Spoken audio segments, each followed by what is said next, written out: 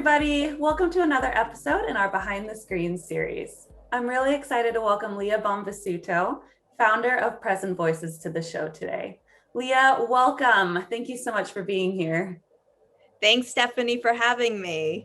Of course. So, Leah, our question today is, what can leaders do to make virtual spaces more collaborative and inclusive?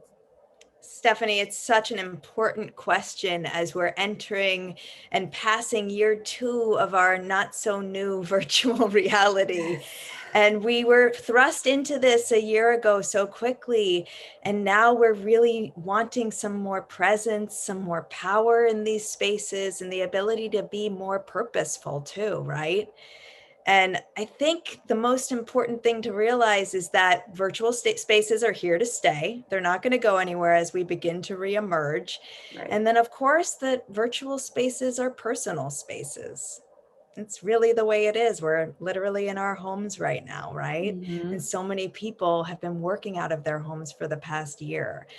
So it is so important that leaders are helping make these spaces collaborative and inclusive, because if that's not proactively happening, then these spaces default to the normal oppressive systems that we see in so many other places. It has to be intentional and really with a lot of effort and attention. And I really organized this idea around 4 main pillars, the 4 main pillars of virtual communication. And these are clarity, consent, confidence, and inclusion. And I'd love to tell you a little bit about each of those. Yeah. So clarity, so many of us, when we're seeing someone experience technical difficulties, we might not even bring it up. And Right. all of our social niceties and challenges are really omnipresent in this mode of communication. Mm-hmm. And so clarity, if we're not hearing people, we're really at a deficit in terms of our ability to be a part of a conversation. Mm-hmm. So clarity can be a way of asking people, can you hear me when I'm speaking, and can you see me okay at the beginning of a call? And also, you can really help people understand how to best communicate through that call. You can over communicate, especially if you're bringing together a group of people, and particularly if there are power dynamics at play.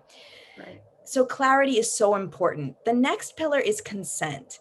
And this is something that I find so incredibly important as we're popping onto Zooms and recordings are happening. And sometimes that's without our awareness of it even. Mm-hmm. And so if you're facilitating a virtual space, it's so important to talk about recording if that's happening. There's really easy ways to give people the option to opt out. You could even pause the recording to allow someone to say something that they don't want to have recorded, right? Mm-hmm. Or to ask for consent when taking a screenshot.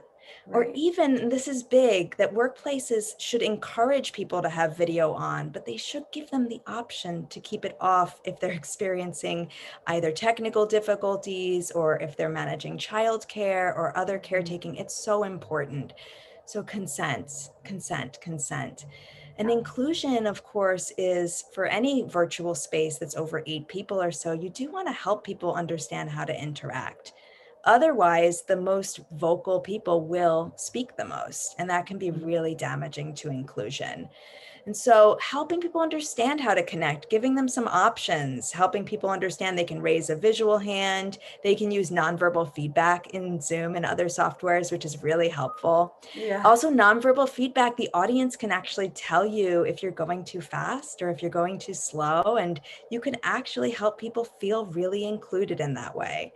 And I'm a big proponent of keeping your pronouns in your name on video conference softwares too, to keep it inclusive. Mm-hmm. Confidence, one of my favorite issues in this space, because who here has been apologizing for noisy toddlers or interruptions or technical difficulties or things beyond our control? And in order to communicate well in the virtual realm, we have to have confidence. And to give ourselves that confidence means that we give others permission to not apologize for things out of their control too. And so as we enter the second year of this and the future of virtual connection, let's keep these 4 pillars in mind, because they're so important to help people feel safe and included, and to encourage different types of voices from being heard. Yes, thank you, Leah. Those are great tips. Thanks for being here. Thanks, Stephanie.